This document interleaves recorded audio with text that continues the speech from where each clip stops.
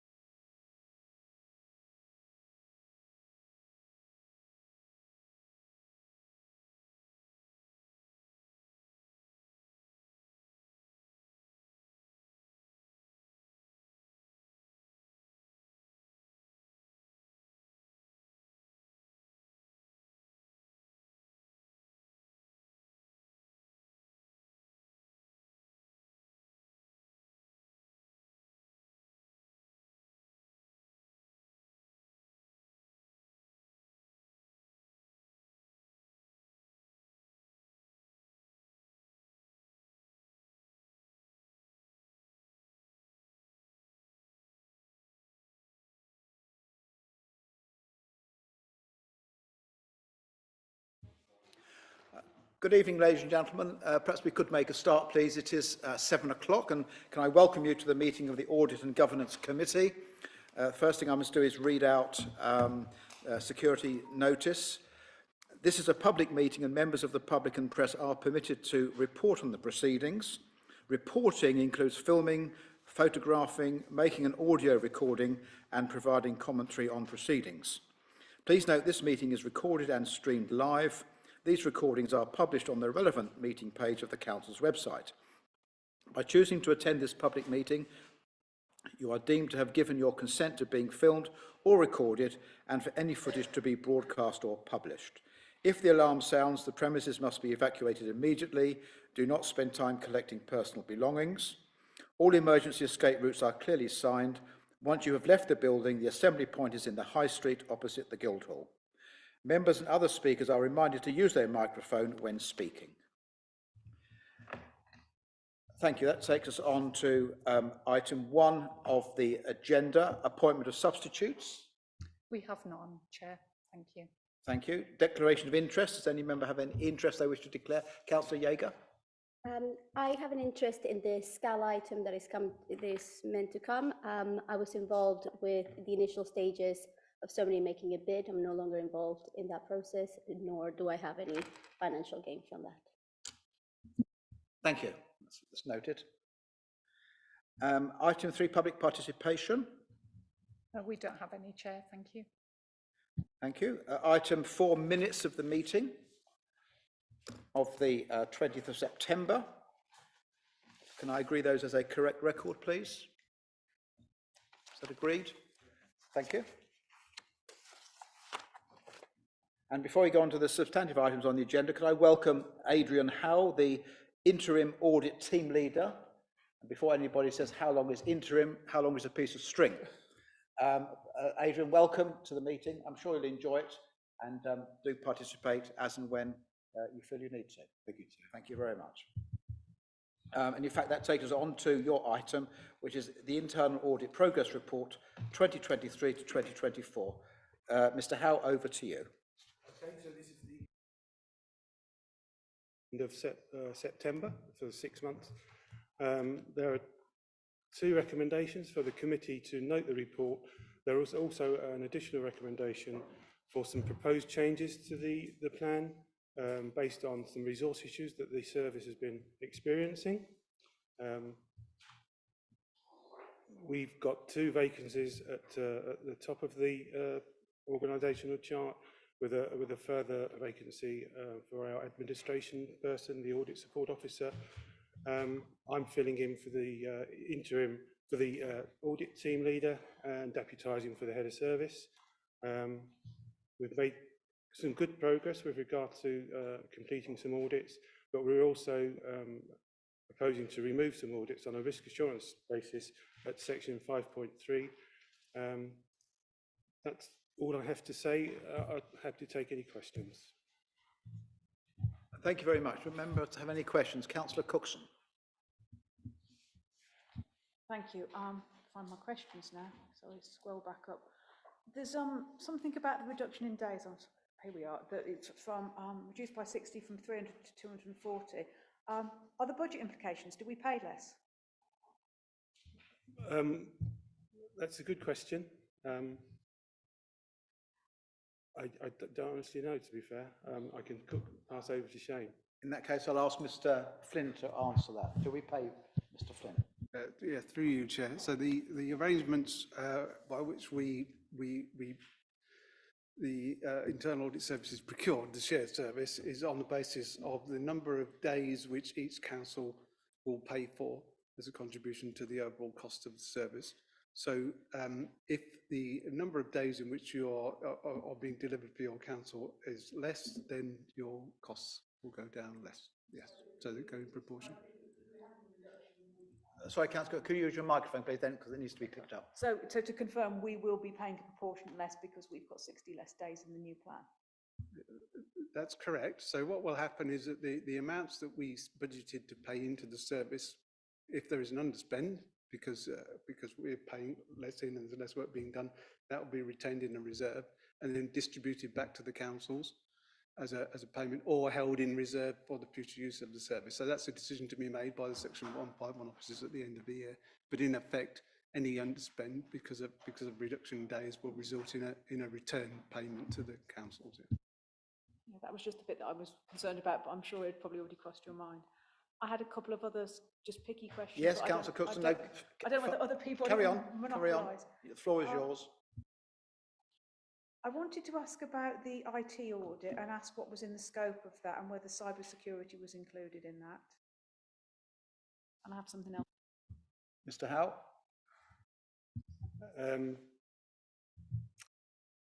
Again, I do apologise. I don't know the full extent of all the details of the audit because I've only been here since October. I know that's not an excuse.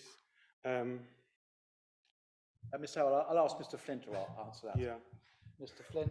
Thank you. Sorry, Adrian. Yes, that was that's a standing item in terms of the audit plan, and it's not about cyber security. So there's a whole other area of work which is managed by the IT shared service around cyber security and making sure that we've got that covered. So this one is just about how we manage information. And in particular, we're focusing on information which is transferred to third parties or held in the third parties in the cloud services. So that will be looking at what kind of contractual arrangements they've got, what standards they're working to, and that sort of thing. Ms. Cookson, would you like to come back on that? No, but I'll go to my next question. Please do. Which actually I'm going to address to you, Alan, because actually I think you're going to be able to answer this better. You've got a line about 15 days being allocated to the audit of car parking. And I just wanted to know a little bit more about that. In particularly, how does presumably audit means it's retrospective, but we're just about to be commissioning a major strategic review of car parking through Environment Committee, and I just having this idea of how do the two dovetail together, an audit of what's happening with car parking and a strategic review commissioned by another committee. Thank you. A very popular question, I'm sure. Mr. Flynn, over to you straight away this time. Thank you, Chair. Through you, the days within the audit will be primarily around the management of the cash. So it's about cash security. So, you know, are we collecting the cash properly? Are we billing people properly for their car parking? As you know, that's been an issue for us in the council in recent years. So that's about that. It's about systems. So the longer term review of the car parking will be managed at the senior officer level, reporting through to Policy and Resources Committee. So presumably, if we do kick off, because it's on the forward plan of something we're looking to do through Environment Committee, if we get the timing right, that little bit of audit work, it's about how we're paying and how effective it is, and the implications could feed into that review. Certainly they could, yes. No, it is the job of the committee to probe and ask questions. Don't apologise for doing so. Do any other members have any questions or comments on the report? There being none, I then move the recommendations, which is that the committee notes the report of progress against the 23-24 audit plan and agree the proposed revisions to the plan. Is that agreed, the recommendation? And that's unanimous. Thank you very much. And this brings us on to item 6, best value interventions in local government. And I think Ms Stroud is going to start off by introducing this report, and then we'll go on to the recommendations later. Ms Stroud, over to you. Thank you, Mr. Chairman. Yes, I think Shane and I will be a double act on this. So taking our cue from a discussion at the last committee meeting, I think it's a very pertinent question to ask ourselves: how does the council know in real time that it is in good financial health? The discussion that we had at this committee last time was in the context of having heard that Birmingham City Council had just issued a Section 114 report, commonly known as a Section 114 notice, which relates to significant financial distress at the council.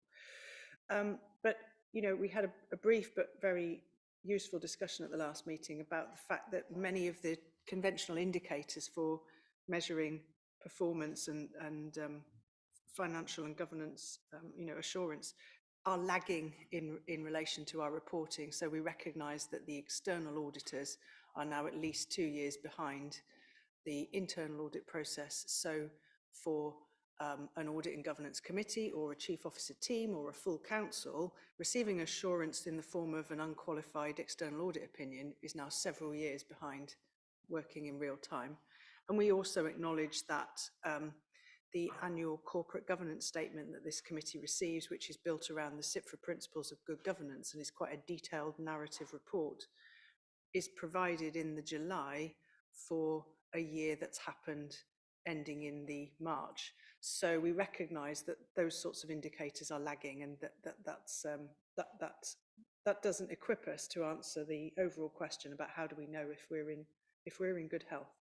So what we've done is sort of go back to basics to just reflect on these two existing statutory regimes, which have been around for some time but have really become much more prominent in public knowledge. The idea of the Section 151 officer's duty to raise concerns about the financial performance of the council if a certain legal test is met, and their power under Section 114 to do that.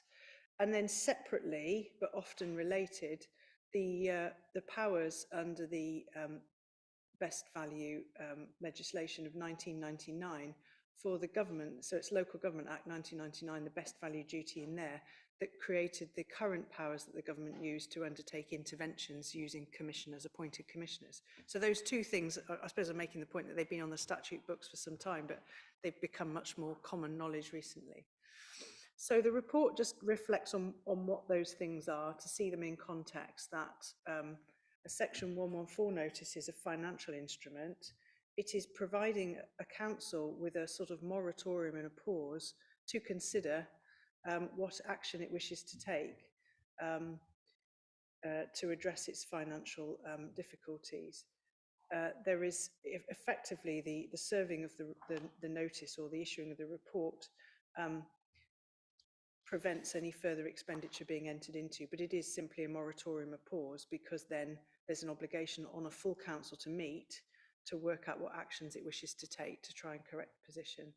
So I think it's just informative to just reflect on what is the definition of a balanced budget, and there's a CIPFA definition that we've put in the report for you there.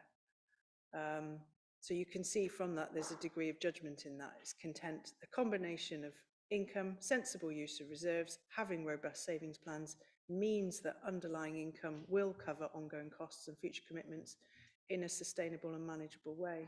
So if which is obviously as a matter of professional judgment, if that test is not likely to be met, that's when a Section 11, I don't know why I can't say it tonight, a Section 151 officer is thinking about whether they need to raise the alarm with full council. And so quite simply, the test is, do they consider expenditure to be incurred likely to exceed available resources, taking into account the balanced budget duty? So that's the section 114 context. And the best value intervention regime doesn't always go hand in hand with the section 114, but one often does precede the other, because what the best value intervention regime is saying is the best value duty being a duty to secure continuous improvement in the way in which local authorities' functions are exercised. The best value intervention framework is saying we don't think that residents, taxpayers, businesses are getting best value from their council. So the government wants to intervene to make sure that that happens, and that requires going back and looking at what the council is required to do to deliver services to its residents. So, I mean, I think just in terms of trying to give the committee some context around this, this is very much a live discussion in the sector at the moment. So the question and the report is very timely, hence the quite substantial appendices on the back of the report. So I think it's worth, digesting the reflections of the lead commissioner in local government, Max Corler. We put 2 interviews with him in the back of the pack there, because he's talking about the interrelationship between section 114s and best value, and the signs and the symptoms and the indicators that he looks for. There's also a helpful House of Commons library briefing in there that talks about, can a council actually be insolvent? Because technically they can't, but, for all intents and purposes, that's what the 114 is doing, is putting a moratorium on spending. The House of Commons library briefing is a good description of the framework that we're currently operating in. But then I really want to draw your attention to the sort of live dialogue that's going on between the department and the Local Government Association. So, and it slightly predates the Birmingham news, but in July, the Department for Levelling Up Homes and Communities published a consultation document called Best Value Standards and Intervention, a statutory guide for best value authorities, which is your Appendix 1. And that's the government saying, let's drill down into what does best value mean. And that's in response to the fact that there is, a lot of pressure in the sector at the moment, and the government is seeing statistically a higher number of interventions than in recent years. So it's provided to be a helpful framework to the sector, and there's, in the middle of the document, which I want to draw your attention to in a minute, there's, for example, indicators of good performance and indicators of poor performance. And they are as much about governance as they are about finance. And that's a theme from the Max Corler interviews, is he and other commissioners always say there are governance failings where you find finance failings. So, luckily we're the Audit and Governance Committee, so we can talk about all of it. But that's a feature of the consultation document, just a sort of potentially a new set of standards for us to hold a mirror up to ourselves around. So that consultation has closed. I've provided the Local Government Association's response as your Appendix 2, because I think it's interesting to note what a high degree of agreement there is between the Local Government Association and the department. So I think that gives us a strong message about where this is going. There are some points of difference. So the Local Government Association puts more emphasis on the ongoing role of corporate peer reviews, whereas, a team of lead councillors and officers from another local authority will come and undertake a peer review of your council. So that is still very much part of the assurance framework going forwards. The LGA emphasises that more than the government does. And then that moves on to, well, what will the role of this new information and monitoring body be? The new data-driven Office for Local Government. So again, Oflog as a part of the department was born over the summer. Some very new information coming out from Oflog. Again, I've put that in as your Appendix 3. And it's clear that Oflog is going to be both a benchmarking source of information and a place to look for early warning signs of difficulties, whether that's from the council itself or from external scrutiny. Oflog are consulting at the moment about their indicators, their metrics, and if you've had a look at the Appendix 3, you'll see that a lot of their first their first cohort of metrics, a lot of them focus on upper tier or unitary authorities, but there are some in there that impact on districts. For example, planning performance measures, which we are of course already required to report, and we do nationally, and we do report to the PED committee anyway. But it's just to give you a flavour of what's to come, I think, in relation to the growth of the offlog data-driven side of things. But I do think it's very interesting to look at these performances, these indicators of good performance in terms of governance and financial management, and these 7 themes that are drawn out in the government's consultation document. So I've summarised them at 3.11. They look a lot like the SIPFA principles that some of you may already be similar with, but they are a new set. Continuous improvement, leadership, governance, culture, use of resources, service delivery, partnerships, and community engagement. So then if we could just briefly, before I finish, just have a look at that Appendix 1, you can see the level of thought that's going into what does good and what does struggling look like. I think the page number reference, Chairman, was 16, yes. Sorry, even 15. I think it depends how it's been printed off, doesn't it? 14, 15. Circa page 15 of the document, a big table starts. I don't know if you've found that. 67 of the, 67 of the members, published papers. 7 themes. The number at the top of the page. Has everybody got that? Because we're going to focus the debate around those shortly. So you can see from here a very detailed set of indicators, characteristics of a well-functioning authority versus indicators of potential failure. There's an awful lot here for us to look at. It may not all make the final cut. This is a consultation, but I think we should recognise, as I said, there's a high degree of consensus that seems to be emerging. So this, I think we feel as officers, this is the shape of things to come, and we need to reflect this in how we report both to this committee, how members can exercise effective scrutiny and assurance and raise the right questions and challenges, and how we think about how we use our scorecards and reporting, both in terms of audit and governance and policy committees and so forth. I'll take a pause there, Chairman. Thank you. Thank you, Mr. Alb. Mr. Flynn, is there anything you'd like to add? Through you, Chair, only to the effect that, the spark for this discussion was Section 114 notice and whether the council's at risk of how will we know that we've got there? And what's coming through clearly in a lot of this is the understanding that we need to ourselves be aware of how we are approaching those problems. How close are we? Is there enough information? Is there enough discussion between us about that? And where the government has followed up with intervention of one sort or another, the first question it's asking itself is how accountable is the council itself? Is that discussion taking place? Is there openness? Is there scrutiny, and so on? And so I think we've seen that, just speaking locally this year, in terms of the discussions we've had about managing our budget gap. We've had a very open, very robust, very adult conversation about the problems which we're facing financially, and we've collectively worked hard to address those. We haven't sort of stepped back and said, well, we don't want to think about that. We've had a really good discussion, and that's the kind of thing which gives us assurance that we are not approaching the territory of government intervention, because we've shown that we're capable of addressing those issues for ourselves. And that's the kind of thing I think that before they intervene, commissioners would look for and seek assurance that that's what's happening within the council. And if so, then they will leave us to carry on.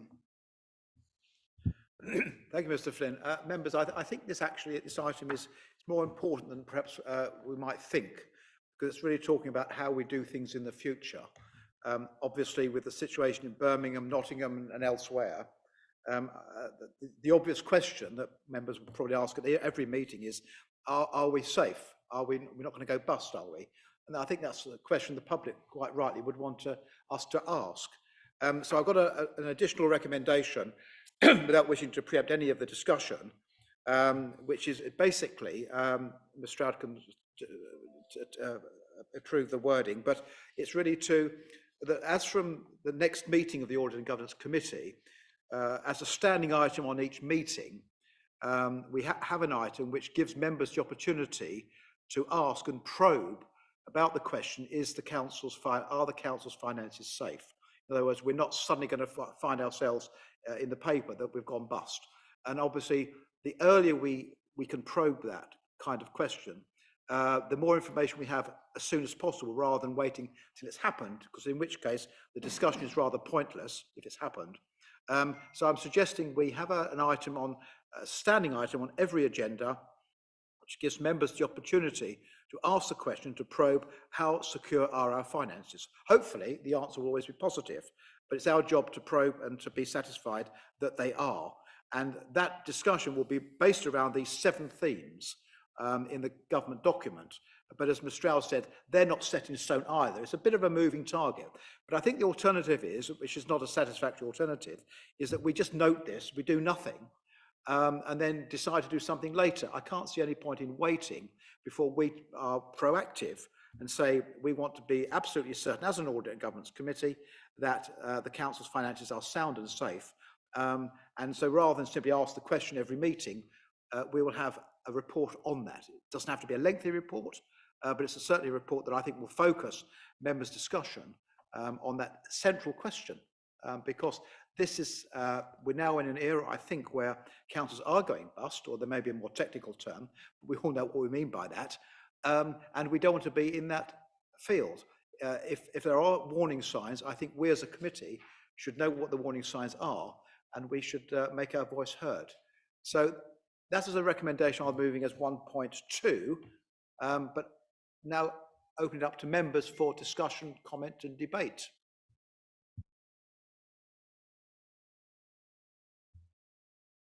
Councillor Petrosky. Thank you very much, Chair. Excuse me, and thank you to Shannon and Shane for introducing the changes heading our way inevitably. I think it's a really interesting and timely proposition in terms of this suggestion to add to the recommendation from this report that we, if I may use an analogy, a medical analogy, take a temperature when the patient is still alive and well, and we can engage with the patient being the council and the council finances and the governance setup, rather than looking retrospectively, and especially considering the lag in the external audits that we and many other councils around the country have experienced. It's a common sense suggestions to be made. So I'll be speaking in favour. I think in terms of the metrics, our challenge, well, I say our challenge, I mean the monitoring officer's challenge would be trying to limit the scope of the filters applied, because there's lots and lots of good stuff there. But where do we stop, I think, is going to be a challenge. So I welcome this, and I think to make a contribution, and as I said, to have as a standing agenda item something that gives us an insight into the safety, financial and governance safety of the council is a very good idea indeed. Thank you.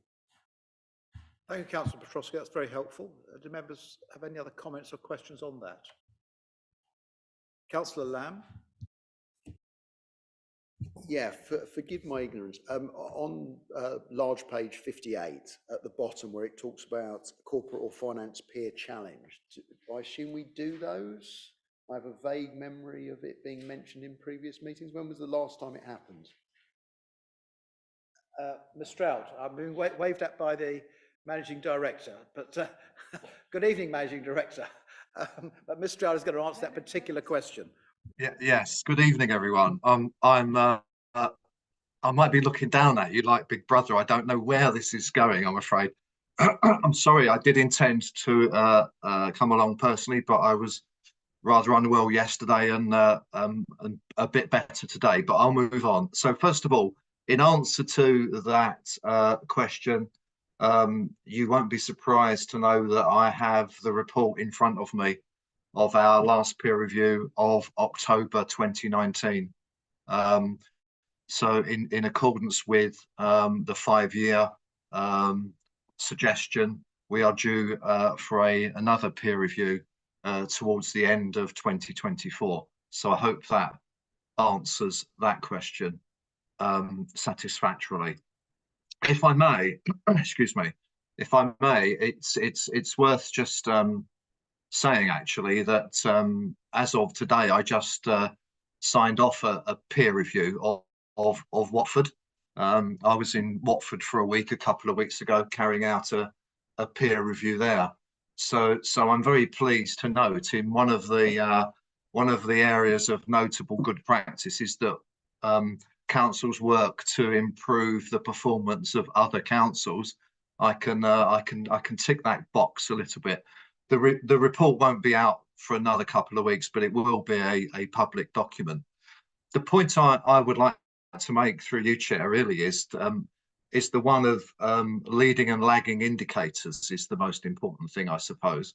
We need to make sure that we have an appropriate mix of indicators that allow us to look back at our track record, but also look forward.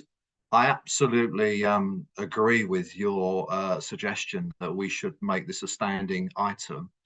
And by way of getting the ball rolling, I would suggest that there's no better place to start than the off-log indicators, whether they are good, bad, or indifferent.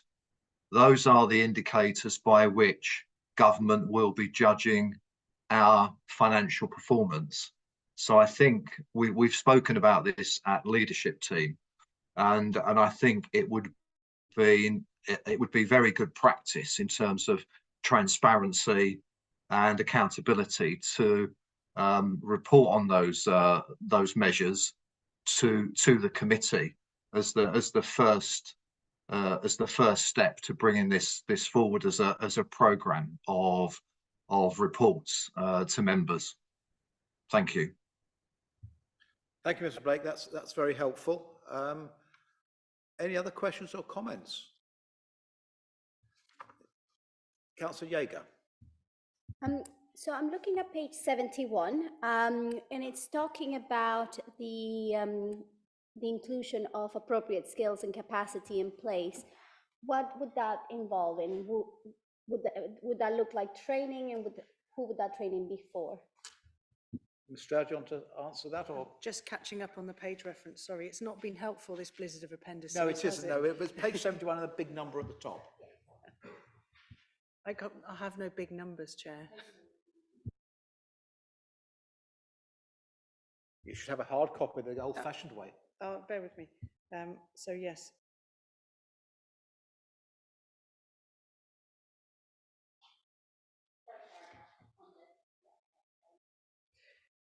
The authority ensuring it has appropriate skills and capacity in place, commensurate with the complexity of its finances, using specialist expertise when needed. Yes, that's a very pointed point, isn't it? That's obviously born out of previous reviews and things.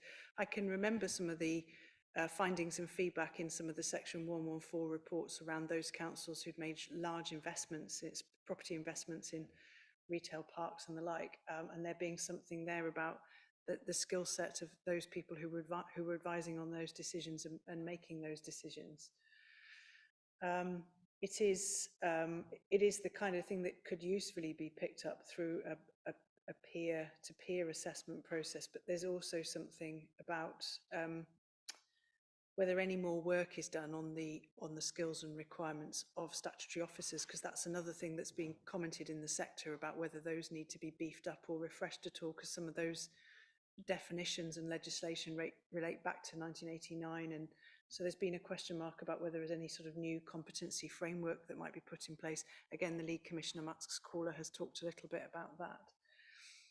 In the absence of any help or guidance from anybody else, it will be a question for the council to satisfy itself, but it is exactly the sorts of things where we want members to ask those challenging questions of officers in one of the right forums so that we can then work out how to answer that question. Otherwise we'll say to you, yes, we have. You'll think, how do I measure that? I think that's the challenge with a lot of that, isn't it? So some of it will be about benchmarking with others. Some of it will be about our commitment to training and development, and you being satisfied that we are doing that. Mr. Flynn, do you want to add anything on that? Just through you to just in terms of the specialist expertise as well. So it's also about bringing that in and making sure that we do. So we rely on, when making treasury decisions, we rely on our treasury advisors to tell us whether or not it's a sensible thing to do. And one of the issues which arose often with the investments that local authorities were making is they were making them decisions amongst themselves without any necessarily the expertise to understand the property market, or whether it was a suitable kind of investment, or what the long-term finances of it were.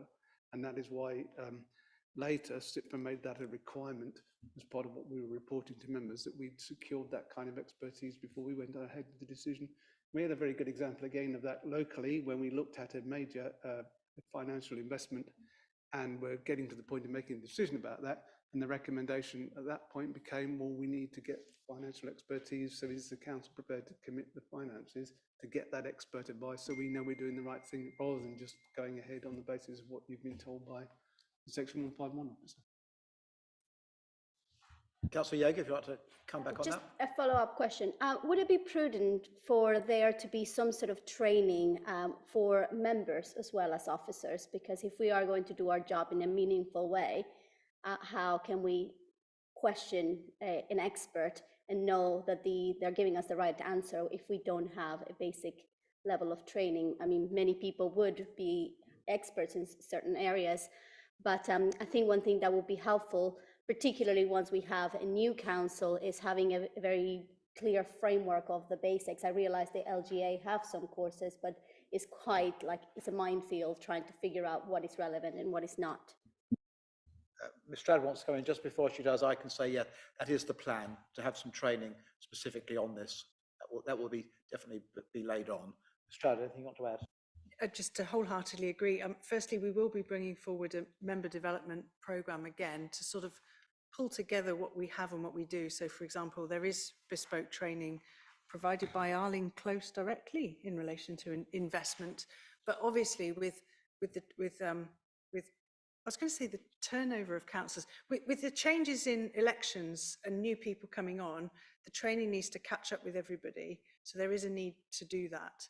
And there's definitely a need for the member body generally and certain committees to definitely have more training around this, so that it's about honing in on the key questions, isn't it? And knowing whether you're getting a satisfactory answer or not.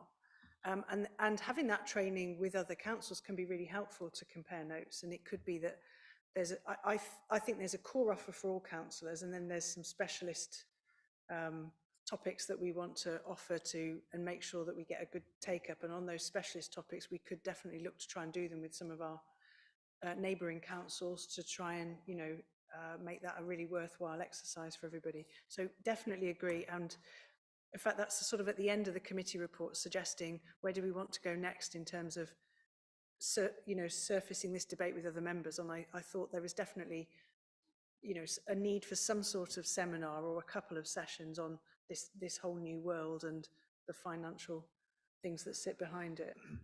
Yes, I think you're absolutely right. I think that there is a need for this specifically, but also the wider issue of accountability, scrutiny, and so on. I think there are things that, as a council, we need to develop much more, be much sharper on, because at the end of the day, it is our job, as you quite rightly say, to identify what's going on, to pick things up, and not just rely on the opinion of so-called experts, because often experts are not experts, or they may just be expressing an opinion.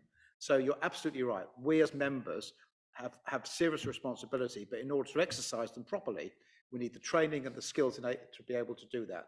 And I think certainly as a council, we don't do enough of that at the moment. So I'm looking forward to this additional training, but specifically not just on audit, but on the general principle of accountability and responsibility.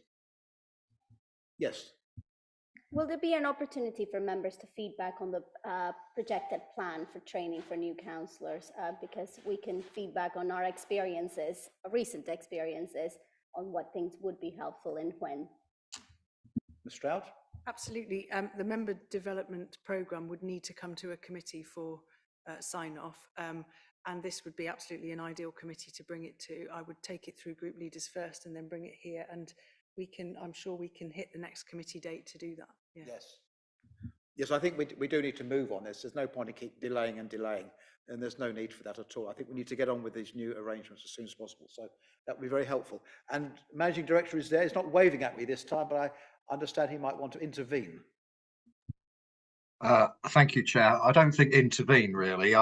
Just make hopefully a helpful, useful comment. I would add the corporate peer challenge to the list of potential learning opportunities. It's not just officers that travel out to other local authorities. Lead members also take part in the programme. And just to give you an example, so in a week in Watford, we held 50 separate interview sessions and talked to over 150 individual people, including Hertfordshire County Council, staff, the LEP, local businesses, local communities. And so as an opportunity to understand how other councils work, I think there's no substitute for actually going out and talking to people, as opposed to maybe learning in a rather dry environment. So I would commend the peer challenge process to members as well. Thank you. Thank you, Mr. Baker. I think that's a good idea. We'll certainly incorporate that. Councillor Petrosky. Thank you very much, Chair. Just a point of clarification. We talked about some metrics that could be introduced as a result, and the Managing Director referred to the list of metrics listed by Oflog. So on my copy of the report, it's appendix number 3, starting at page 122. Just a quick observation, whereas there's some really good stuff there, I think what we've got in the table with the 7 themes offers much more sort of precise and flexible way of measuring, rather than the stuff suggested by Oflog from page 122 and appendix 3, moving on to wherever they finish. I think somewhere around page 128. I think some of this stuff is, I mean, there's 5 or 7, 6, 7 measures on fly tipping. I'm not sure how useful that is. Whereas I think there's 2 or 3 on health of the local economy. There is nothing about leadership. There's nothing about governance. So I think whereas it's useful to take into consideration, I would suggest to focus on the 7 themes introduced in this first appendix, starting on page 67, which offer a much more sort of intelligent way of health checkup for the council, for the lack of a better word. Thank you. Yes, thank you, Councillor Petrosky. I'm sure you're right. I think if we focus on the themes, obviously it's a living document to some extent. The government hasn't produced any further detail, and I'm sure they will. And so we'll learn as we go along. Mr. is there anything you want to add on that? Absolutely. I think we can hopefully take the best from both. The Oflog, in terms of one of the aspects of the discussion we've had about financial health and a snapshot of finances, the Oflog draft metrics start at, I'm not going to quote pages again because everyone's got different pages, but there's a section in the Oflog draft metrics quite a long way down called corporate and finance, where they've got 4 capital risk metrics, you know, about relative percentage of indebtedness and borrowing and so forth. And then they've got a set they call contextual metrics around percentage of ombudsman complaints upheld, council tax collection rates, non-domestic rates. I think that just those in isolation might cause a rather clued up member to even go, so what? But I guess it would, if we start reporting and collecting on those, we can then look at trends across, with others and ourselves. And if we supplement those with the 7 principles narrative, which feels to me strongly like where the corporate governance statement now needs to go, then we get some of the narrative plus the finance data, put the both together, I think. Thank you. I think that's eminently sensible. Any other questions or comments? Councillor Pingree. oh, sorry, I can phrase it in a question. So obviously I'm having a look at, I've gone back to appendix, I think it's appendix 1, looking at indicators of potential failure. And a lot of these indicators, it seems like we would definitely need the data from our external audit in order to know if those things have happened. And obviously that's 2 years behind. I guess my question is, what can be done about that? Because we don't want to be in a situation where we figured something out, but we're 2 years too late. Exactly. Ms Stroud, we've got answer to that one. I think that we do an awful lot of work through the internal audit process with one eye on the external audit, but we do it for our own purposes too. So I think the internal audit process can be not completely realigned, but definitely mindful of this, and there can be lines of inquiry and themes. I think these 7 principles need to be then chunked up into some themes, and external audit won't necessarily cover all of the territory. I mean, I think we all feel that we have one hand tied behind our back whilst the external audit is so far behind. But I think there's an awful lot of self-help we can do in here, but we need some kind of internal self-assessment framework, and to use the internal audit service to provide assurance that we're not just asking ourselves questions, marking our own homework and, you know, scoring ourselves highly, won't we? Exactly, I couldn't agree. I think it refers back to my earlier comments that somebody needs to be monitoring officers as the electorate monitor councillors. Yeah. We need to look at ourselves in much more depth and with a hard nose. So we just don't want this council to fail. It's up to us to make sure it doesn't. Right, any other comments or questions from members?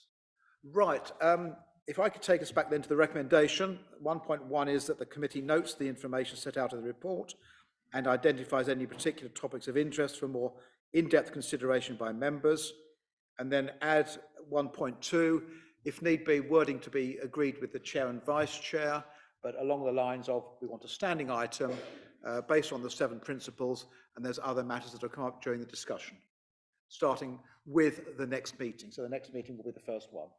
And the member development, draft member development plan. And the draft member development plan as well, yes, and any necessary training to enable members to carry out this process, because it's quite an important process, so members need to be up to speed.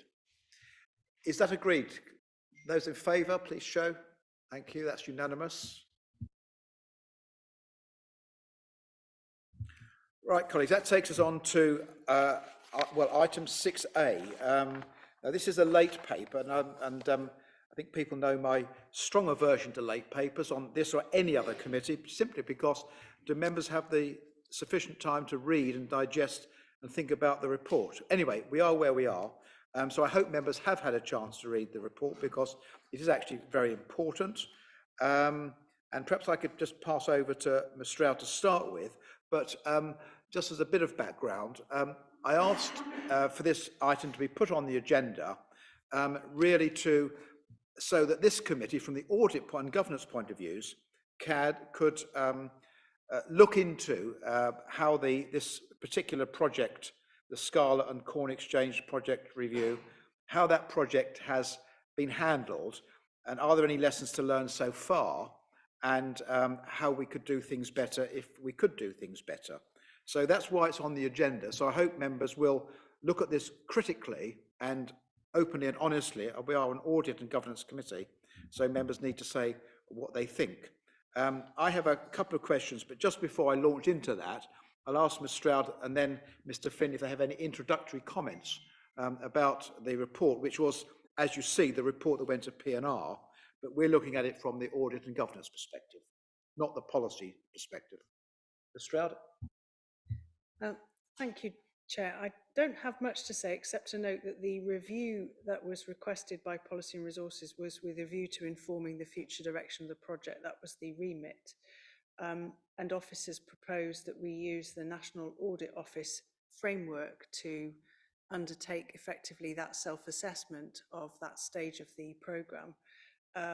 So that's obviously in the appendices to the Policy and Resources Committee report, that sort of 18 lines of inquiry that the National Audit Office established for the review of programmes. So that was the framework that was followed. The principle of following that framework was supported by the member reference group. That led to the report that went back to the Policy and Resources Committee on the 21st of November. And I think just obviously it's a matter for the committee what they decide to do, but clearly if the committee wants a matter to be pursued, then I think it's important that a clear remit is set for the audit function so that the council's internal auditors know exactly what lines of inquiry they're being asked to follow up on the committee's behalf. Thank you, Chair. Thank you, Mr. Adam. Mr. Finn, is there anything you'd like to add to that?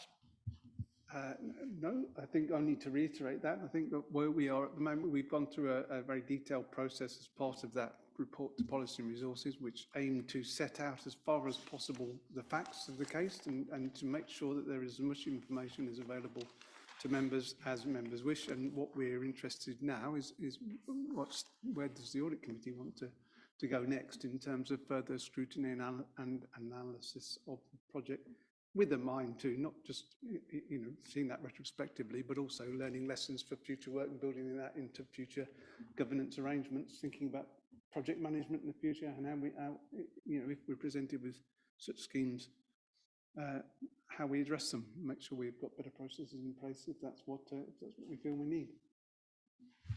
Right, thank you, Mr. Flynn. Perhaps I could just start the discussion with a couple of questions.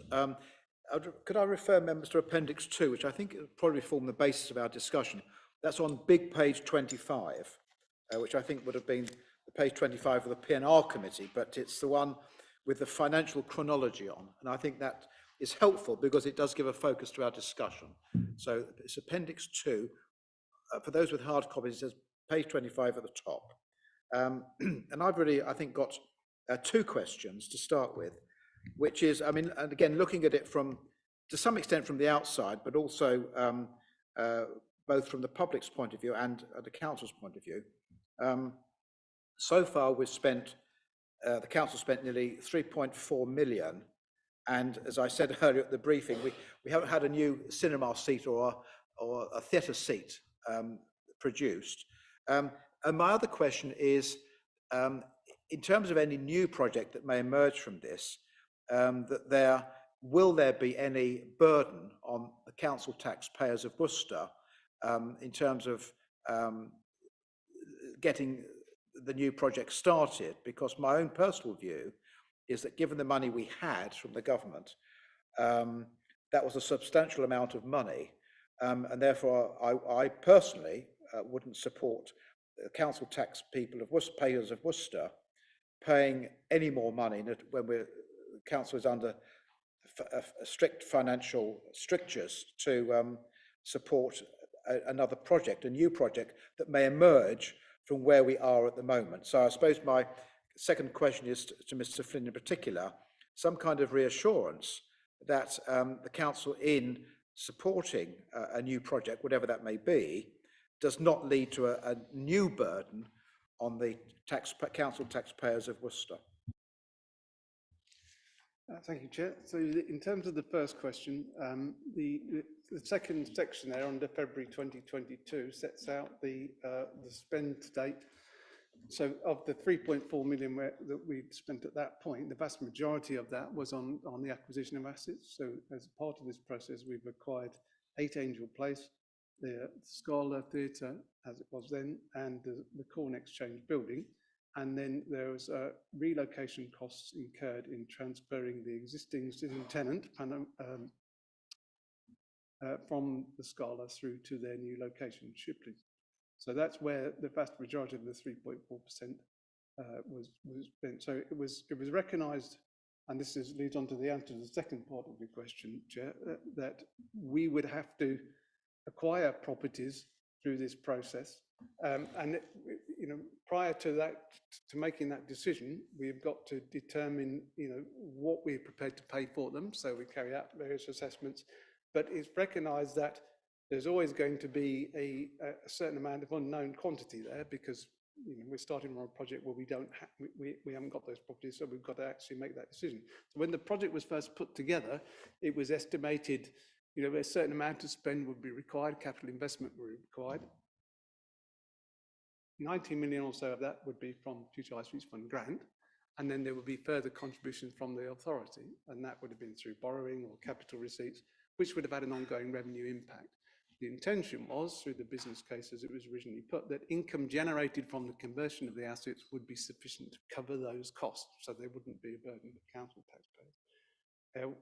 As the project changed and evolved, and is set out in the chronology there, we moved to a position where the entire costs of this conversion are met within the grant. So there is no expected capital contribution as we now stand from the authority.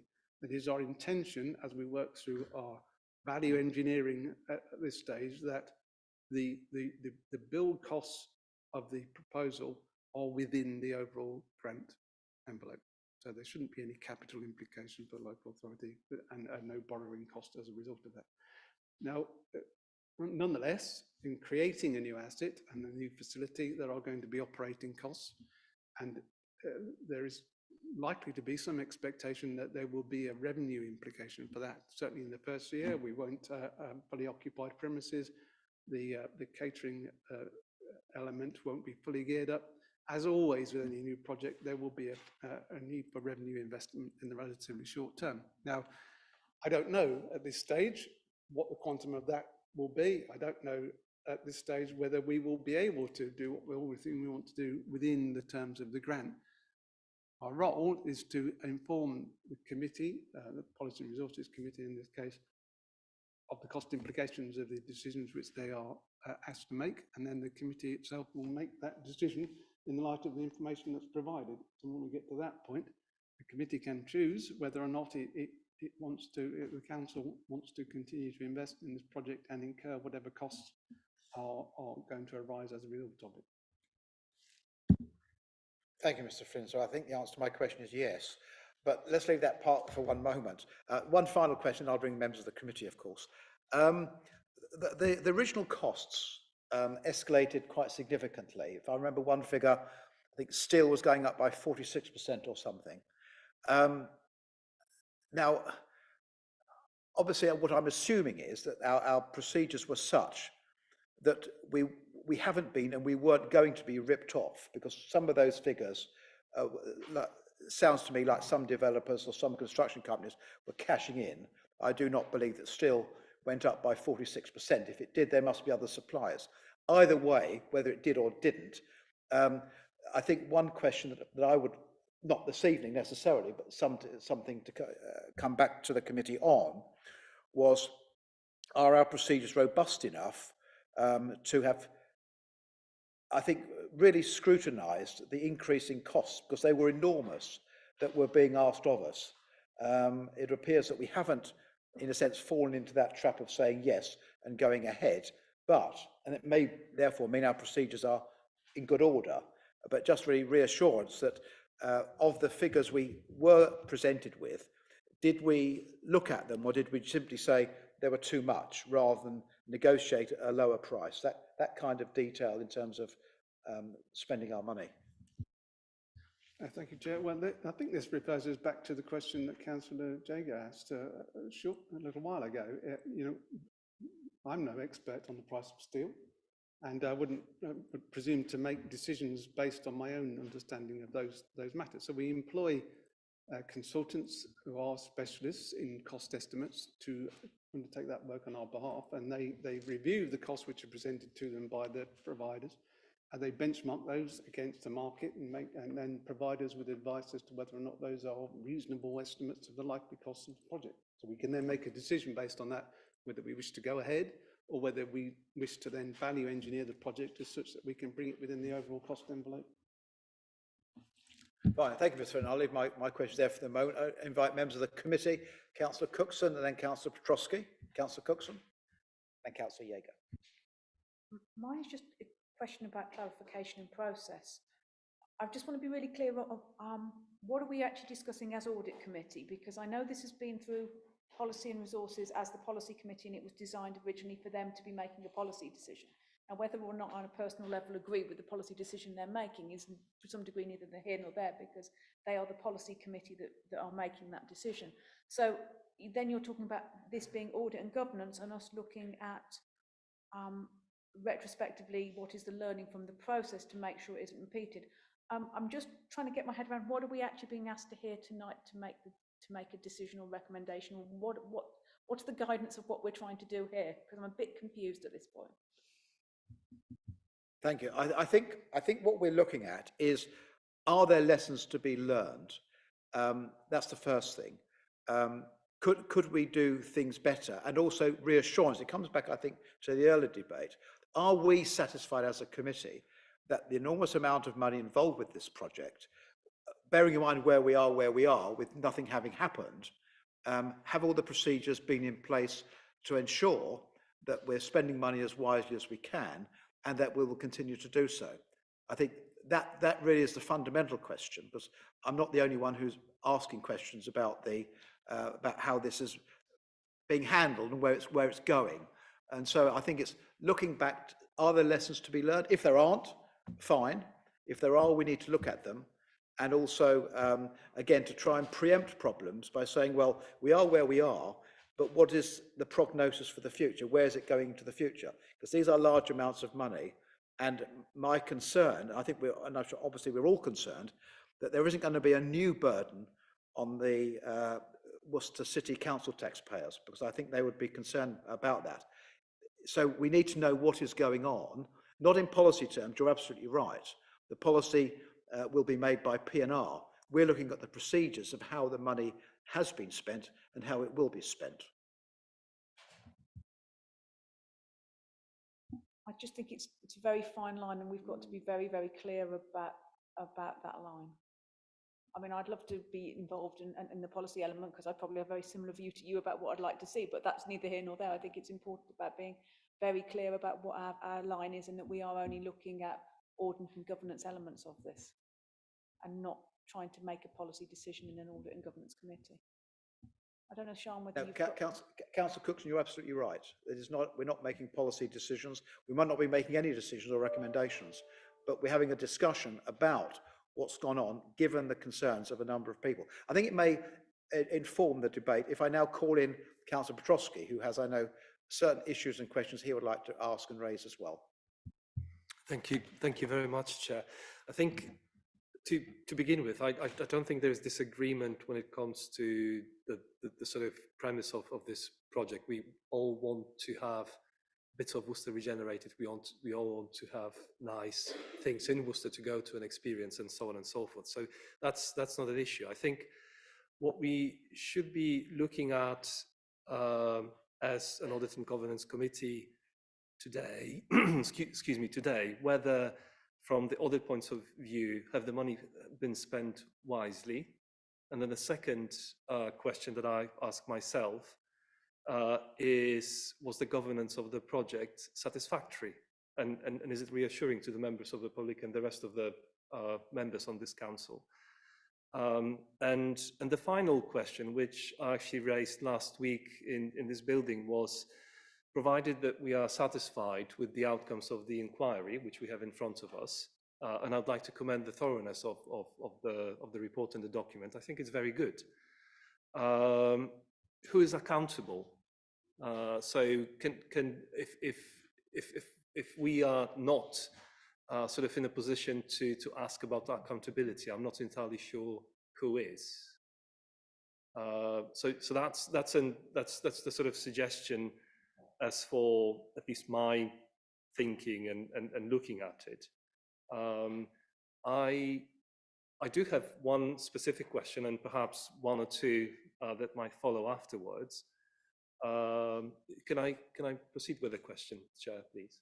Yes, Councillor Petrosky, would you like Ms. Stroud to respond to those points and then go on to your questions, or take them all in one go? It's fine either way. I think that it's fine either way. I'll ask Ms. Stroud to come in now, because you might forget all your points. Ms. Stroud, in case you forget. Yes. I think that the remit of audit and governance, as you say, around the appropriateness of governance arrangements, what assurance do you have in the governance arrangements, what assurance do you have in the prudence of the financial decisions, that's good territory for the Audit and Governance Committee. So just support that assessment of those issues. there are different points about what policy decisions might be made going forward that are for a policy committee. And I suppose if the rule of thumb is, if it's starting to feel like a policy issue, it's a policy issue. And that would be, you know, simplistically one way to think about that. But then obviously moving on to this question of accountability, if the committee determined that there were failings at particular points, then the question is who was responsible for the actions that led to those failings? So if a clear and unambiguous report was presented to a committee and a committee cognizant of the risks and potential benefits supported it, then the committee is accountable for that decision. If information you considered didn't appropriately make its way to a committee, then you may hold officers accountable for that. So in terms of how that would play through in our committee system with a scheme of delegation and multiple committees, I have to then say it depends. But I think that, you know, who has made the decision or taken the action that you consider has been a failing. And I think it's really important to think about coming away from this with a clear remit for an auditor to undertake a piece of work for the committee.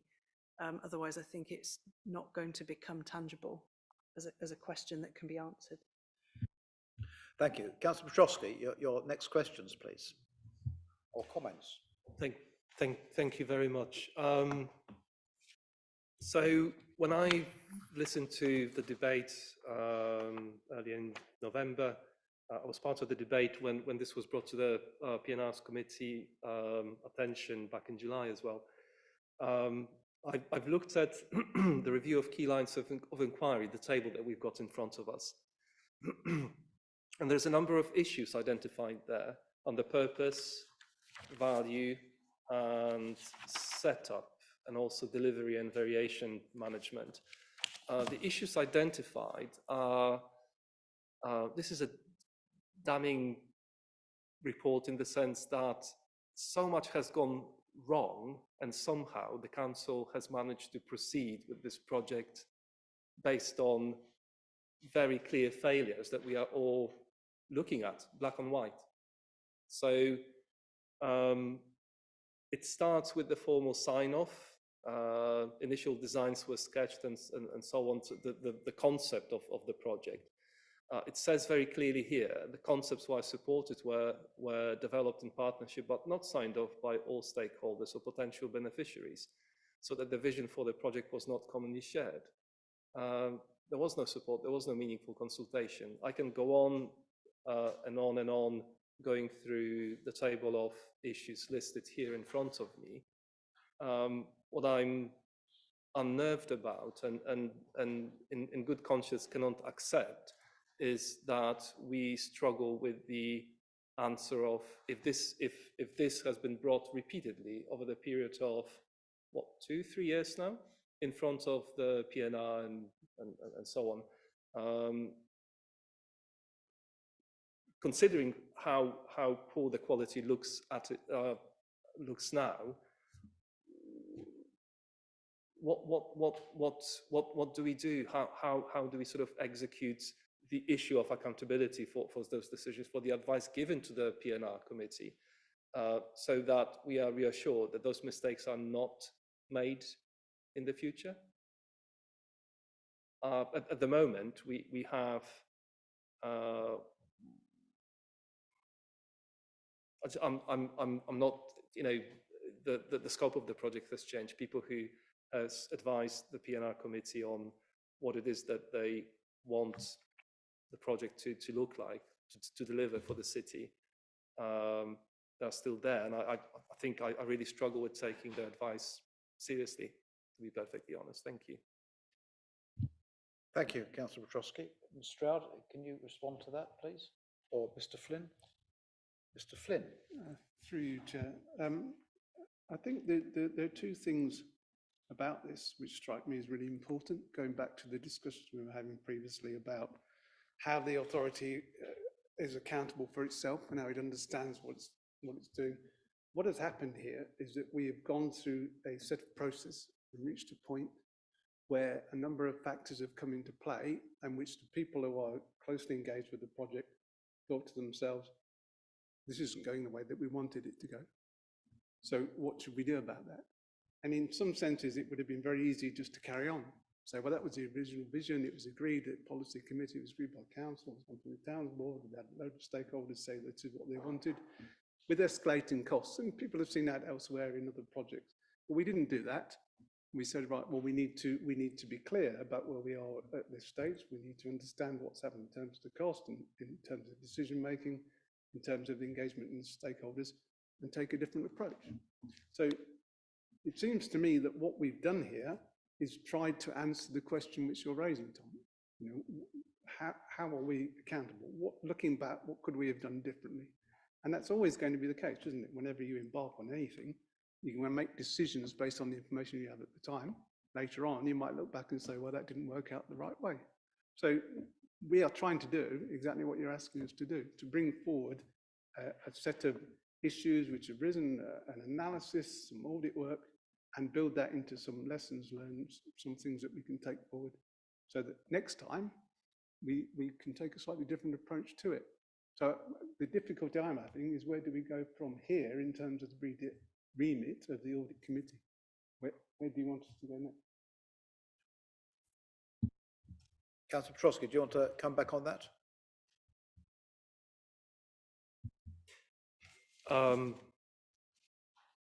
Yes, I suppose lessons learned. This is the catalogue of mistakes that was made when whoever it was that was introducing the updates on the progress of the project was doing to the PNR. I'm not entirely sure that this is good enough, and it's taken so long, 3.5 years. Oh, what is it? The money was received in December 2020. Is that right? So it's 3 years. Sorry. The issue of consultants, for instance, I'm thinking, interestingly enough, we talked about in the minutes. It's minuted in the last meeting. Reference was made by me. It doesn't say in the minutes, but I raised the issue of consultancy services and whether there's a way of auditing the value for money and effectiveness of the services that the council commissions. Well, we were taken for a ride based on what I'm seeing in front of me by the consultants, who produced grandiose plans of a 500-seater theatre based on zero sort of realistic demand consultation, and without any stakeholders, without any people being on board with this, including this one theatre. I mean, I'm not trying to be sort of to joke about this, but if the old 90s, 20s, 30s cinema is what it is, if it looks like a duck, if it quacks like a duck, why are we trying to squeeze a swan in it? I really struggle with it. I think if as a taxpayer in this city, yes, there is perhaps no immediate impact on the capital budget. This is money granted to us because we were in receipt of the central government funding among 70, was it 2 councils? So great, but what a wasted opportunity. What a wasted opportunity. I think we are perhaps a little bit too light in sort of, I don't want to say dismissing, but not trying to drill deeper into the way that these kinds of proposals are introduced to the council on the basis of delegated responsibility by the managing director and so on. And then I think the PNR as one of the committees, I think they have some questions to answer as well in terms of their assertiveness and whether they were probing enough or not. I don't think they were. Mr. Shen? Sorry, I have no further comment. Yeah, I think what Councillor Petrosky is saying, and I think it's the view of many people, is that a project started with government money, and 2 or 3 years later, we're trying to create something almost by default because we've got some money. The original intention was to have a scheme that is now no longer viable, and we're still proceeding with it. And I understand from your answer, Mr. Finn, earlier, very honest answer, of course, as one would expect, there will be a burden on the city council taxpayers, if only for the start-up cost of revenue, and we all know what that means. That could be anything, and it could go on indefinitely, because unless this does make a profit and replace some money, but then Councillor Petrosky is asking the question in the original brief, was such a scheme viable? We don't know. I mean, obviously it wasn't, because we're not going ahead with it. We're going ahead with something else. And it seems that we've got a pot of money and we're going to try and concoct something that is going to use up that pot of money. Only a bit more, it's going to be a burden on the taxpayers. And I think that is the concern. Councillor Petrosky, yeah? Just very briefly, if I can illustrate this initial, the project at its inception, the concept.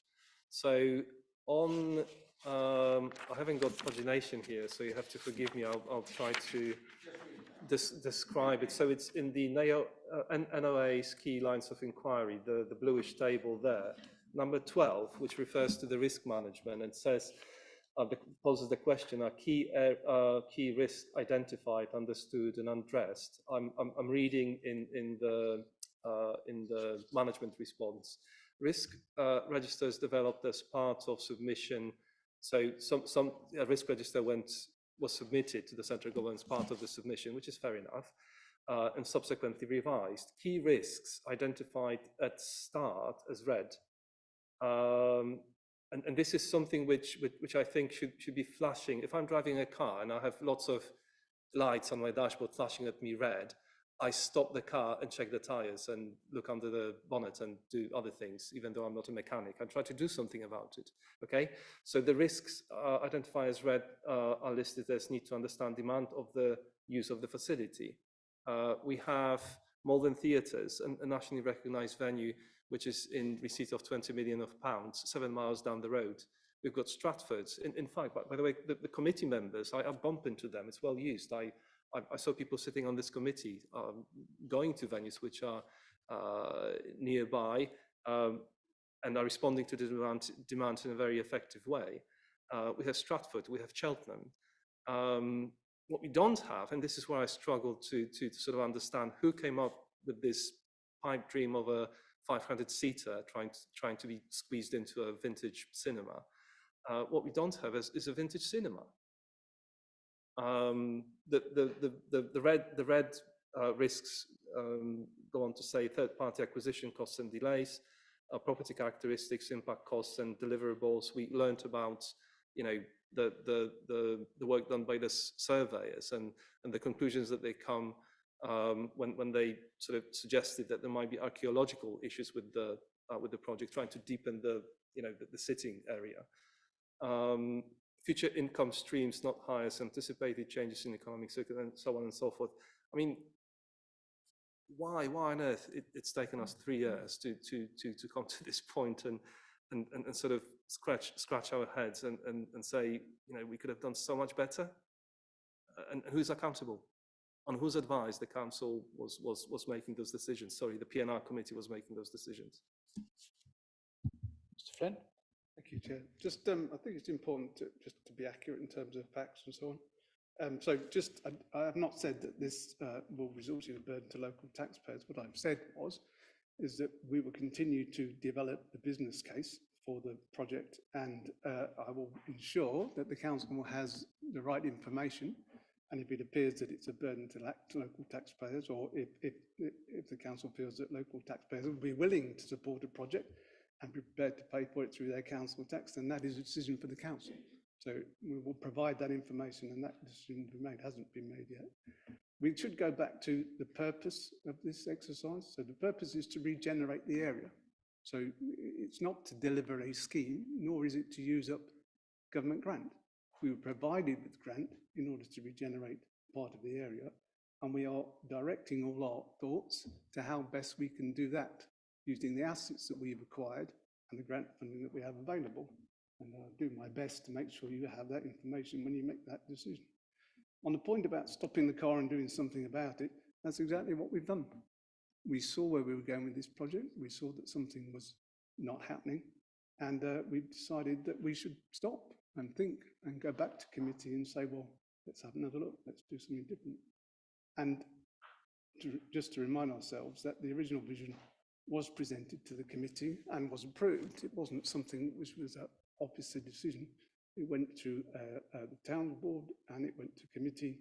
And as the evidence shows, there were a number of people who were prepared to sign to say that they supported what we were trying to do. Thank you, Mr. Just before I bring in Mr. Blake, could I just ask, what were the costs of the consultants? Because it often happens in planning, developers employ consultants and the consultants come up with the answer they've paid for. I mean, how much have we spent on consultants' fees, roughly? I can't answer that question, Chair, but I can provide a written response. Okay, thank you. I'll await the written response. Councillor Jager, then I'll bring in Mr. Blake. I think Mr. Blake does want to speak. Yellow hand up. Yeah, okay. Councillor Jager, then I'll bring in Mr. Blake. Thank you, Chair. I have a few questions, so I don't know what the best way, if it's one question at a time. The first question for me is about the spend. So I've gone through the documents, trying to sort of add up what has been spent and what on, and I can account for about £2.7 million, including the cost of buying the buildings was 1.8 million and about 900,000 for the relocation cost.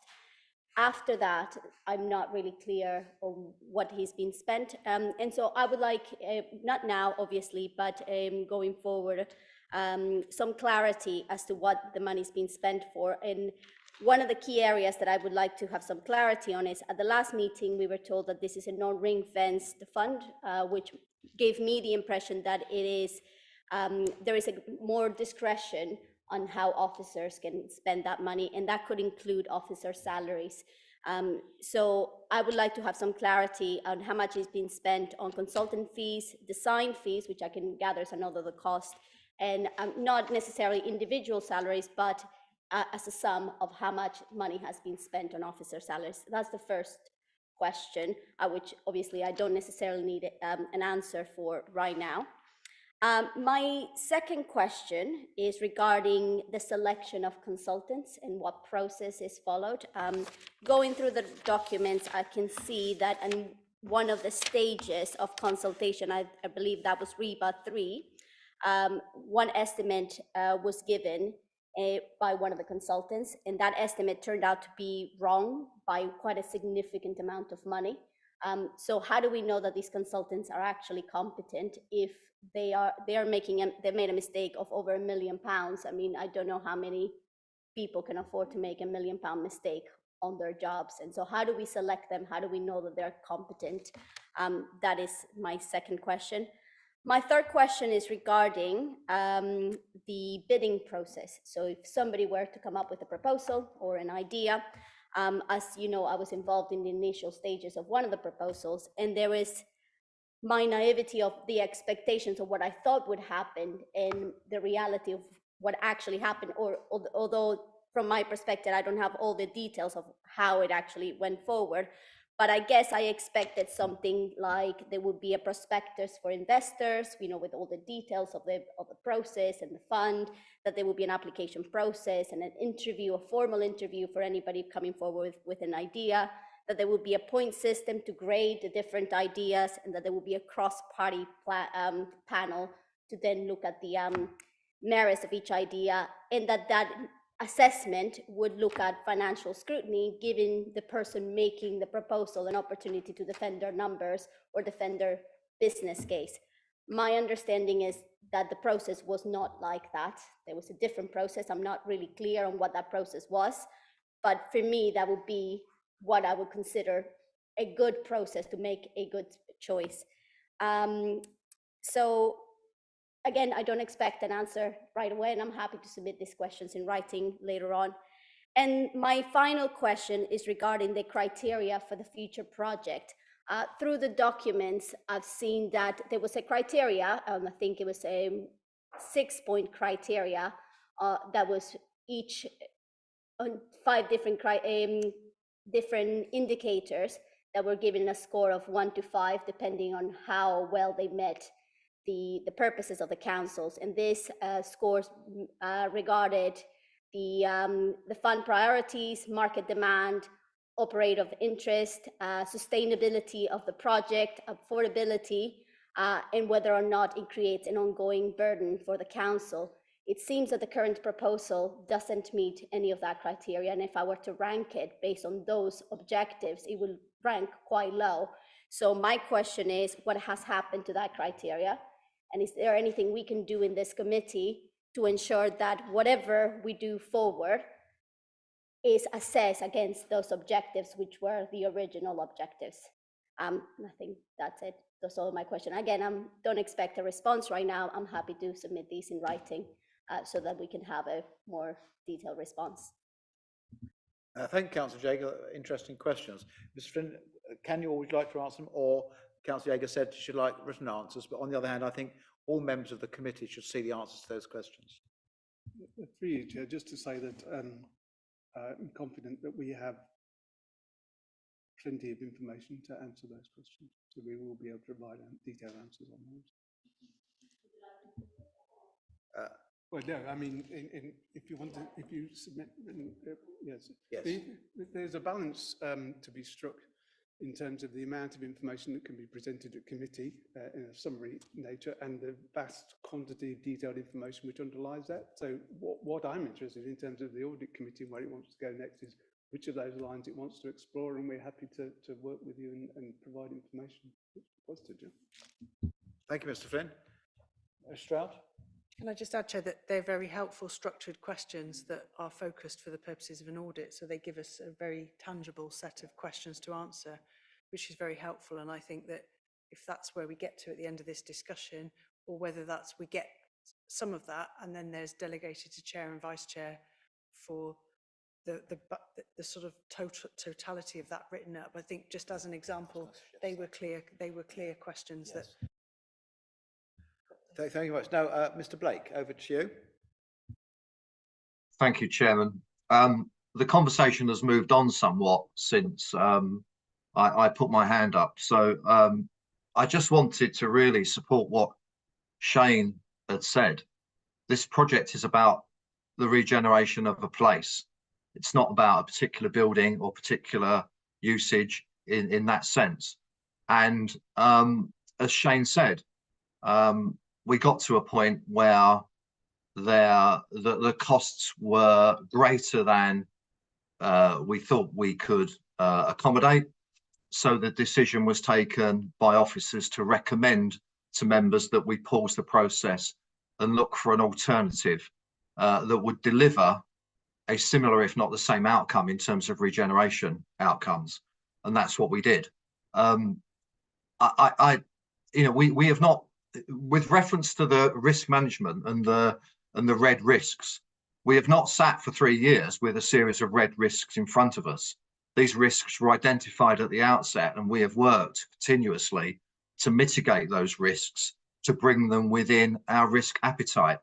I think, with all due respect to members of this committee, if they want to look at the audit and governance functions, then by all means concentrate on looking at the risk register, looking at how those risks were assessed, and look at how those risks were reported. Can I raise a point of order, please, Chair? Excuse me, Mr. Blake. If there's a point of order, Mr. Councillor Trotsky, yeah. I think as useful as Managing Director's suggestion as to the remit of this committee is, I think it's the members and the Chair who are setting the tone to the discussion. Thank you. If I may carry on. Yeah, Mr. Blake, yeah, if you would carry on, but I think Councillor Trotsky was simply saying that it's for members of the committee to decide our remit, but please carry on. I would just reiterate what has already been said, that it is not the remit of the committee to look at the policy decisions of the Policy and Resources Committee. That was the point I was making. If members are unhappy with the way risks have been managed, then I'm more than happy that through officers we provide details of the risk process and the risk management process, rather than look at how a policy decision was made to determine the outcome at the commencement of the project. Thank you. Thank you, Mr. Blake. I think, obviously, as somebody said earlier, there is a fine line, and obviously it is not within our remit to discuss policy matters. But obviously, given the context in which we're discussing it, it's sometimes a little bit difficult not to stray. But as far as what the committee does, it can only be on the basis of audit processes and procedures and so on. Councillor Cookson. I think some of the challenge we're having is we're using a policy report to inform an audit and governance discussion. And therefore, that's what's creating the confusion, because this report was written for a policy committee. It seems to me, just summing up the sense of the room, that there is a desire on the part of audit and governance members that there are sufficient concerns coming out of this, that there is a need for a report to come forward about the audit and governance of this project, with a lot of the things that Jesse's already raised and that Tom's raised. I'd like to add something around governance. I'd like to understand what the governance of this process was, because clearly there were challenges around the timescales, and this is something that's likely to happen again, because government are not going to change their timescales when they suddenly say, here you are, is a block of funding. So we need to make sure that we've got the most robust way forward of managing, while being flexible enough to respond to funding opportunities so that Worcester doesn't lose out. We need to have robust enough governance arrangements to make sure that that can be monitored through. And I don't understand from this and from understanding the process what the governance process was. I vaguely know. I know the decisions were made by policy and resources, but clearly there's a committee cycle and they maybe weren't always in line. There were other groups set up. I think it would be good to understand what the governance structures was, and whether retrospectively, because you can always do things better with hindsight, we would have had different governance arrangements and what we would expect to be using going forward. Thank you, Councillor Cookson. Not as nicely done as Jesse, so I can't put those in writing. I will leave Sian to interpret those into something that's sensible. Thank you, Councillor Cookson. It won't do any good politically, but I totally agree with what you just said. Members, what I would propose is, taking everything into account, or contributions from officers and members, it's really what you said, Councillor Cookson, actually, and I was going to summarise it to some extent myself. Obviously, 4 members of the committee have expressed concerns in a number of questions. So I think what we need to do to record all of those, and if need be, with the agreement of the chair and vice chair, just to make sure everything's accurate and fair and so on, that we ask those questions from the point of view of audit. If they're policy questions, we can't ask them and we won't pursue them. And then that comes back to the next committee as a report, which is addressing and answering those particular questions. Because my concern is that with the questions that have been asked, the alternative is simply not to answer them and to leave them here. And I don't think that's satisfactory, because they won't end here. I think they need answering in one way or another. And I think, Councillor Cookson, you're absolutely right. We are discussing, of course, a report from P&R, which is Policy Committee. And many of those aspects are not within our remit. So I think Councillor Yeager, Councillor Petrosky and yourself have tried to summarise them from the audit perspective. So would it be possible, if I'm really speaking to officers now, that they pick up the questions, if they're about procedure and process and audit matters and governance matters, they will be the subject of a report to the next meeting. If they're considered policy matters, then obviously we don't consider them, because that is out with our remit. The members happy with that approach? I'm just very reluctant, members, to be honest with you, just to simply say, well, we've had some questions and answers, leave it there. Because my feeling is that it won't be left there, and I'd rather things were channeled properly through a process through this committee, rather than just have people asking questions and not being satisfied. Councillor Petrosky, then Councillor Lamb, and Councillor Cookson. I'm just very briefly, Chair. I'm satisfied with this suggestion simply because, yes, the project has moved on. We are looking forward, as the managing director suggested, but we are doing this after 3 years and £3 million spent on what and how that expenditure was governed. This is what the subject of that report should be focused on. Thank you. Thank you. Yes, I mean, obviously I would agree with that, because my first two questions, one was the 3.4 million spent. We've had an answer, but I think that what we want to drill down into is the way in which those decisions were reached. They may be perfectly proper, but just it's the way in which they were arrived at and decisions made. Maybe Councillor Lamb.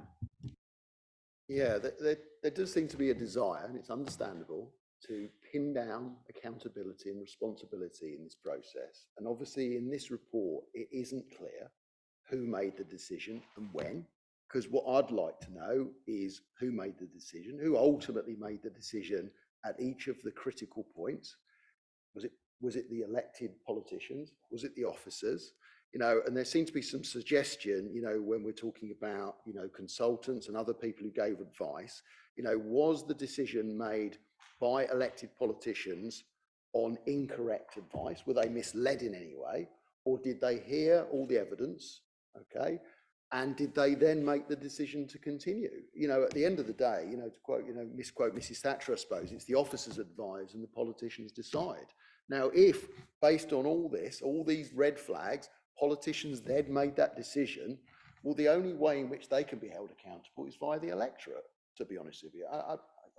What I'm getting slightly uncomfortable with is whether there's this idea that somehow officers are at fault and therefore somebody has to sort of pick up the blame for a project that in some ways has gone wrong for sometimes for reasons beyond the control of the council, to be honest with you. And it'd be very interesting to find out, you know, when those decisions were made. Certainly within the Labour group, there were discussions about this as it moved forward.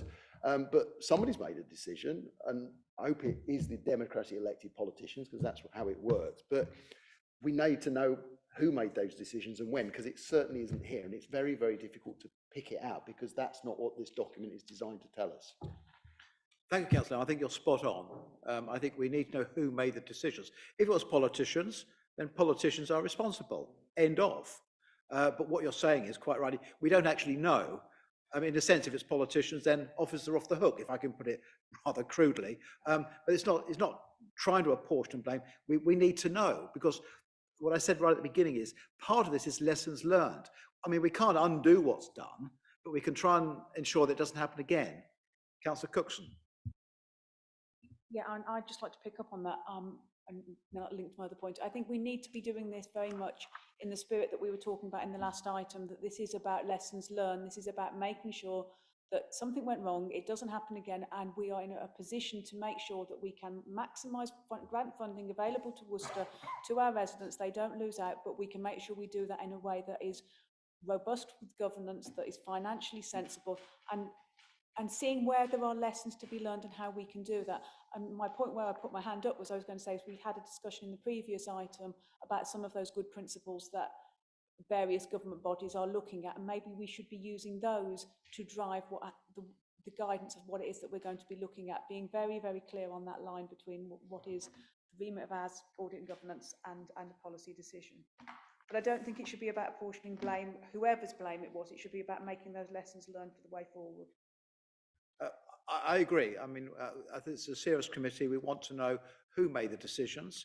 What we then do is a matter, of course, for the committee. But until we've got some answers, I think we're just really speculating at this stage. So what I would suggest is, just to make it absolutely clear, that we will pick up the particular questions that have been asked and the points. If they fall within the remit of this committee, then we will look at them in depth, and they will be reported back to the next meeting of this committee in March. If they're policy matters, they're not within our remit, so they will not be pursued. And obviously the point is to find out who made the decisions, were they made properly, and I think it's not so much blame, Councillor Cookson, you're quite right, it's accountability. It's accountability, as it really comes back to funny enough, the earlier discussion we had. You know, who is accountable, who is responsible? Because if we don't know that, we won't necessarily get good governance, and that is the second part of our remit, audit and governance. So we need to know. What we do with that information remains to be seen. But until we've got that, it's just speculation. So if members are happy to proceed on that basis, That's what I would recommend from this report. And any further final comments from officers on that? No? Ms Stroud, final point. Thank you, Chair. Very happy that we will work up the detail of those, work with Chair and Vice Chair, get that. We're happy to circulate that to the whole committee once we've agreed that with Chair and Vice Chair, if that's good, so that everyone's in the loop. I think that would be helpful. I think I just want to reflect on something I said at the Policy and Resources Committee after the audio went down and we had a 20-minute break and went up again. Capital programmes are one of the riskiest things that a council will do. And I think that we need to be very mindful of our risk appetite for major programmes like this, because these were tremendous funding opportunities provided to the council, and there's an awful lot of risk priced into that. And we made the point in the covering report to P&R that we were being asked by government to announce a project before we completed the feasibility. And whilst we don't own buildings, we can't measure them, drill into them and assess them. So I don't offer that as an excuse, but that will happen again on a future capital project.